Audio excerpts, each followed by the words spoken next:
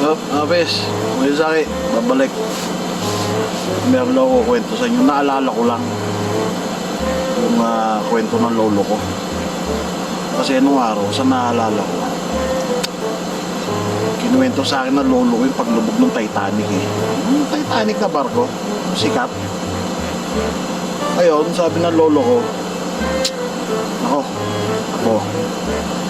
yun yung mga tao ron, binalaan ko na huwag na sumakay.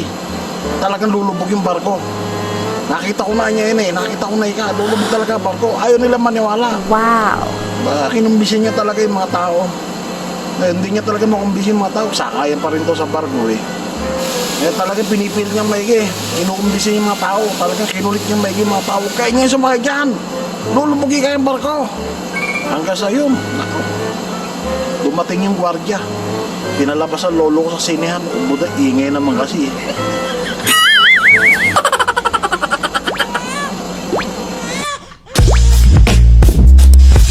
Subscribe to my channel.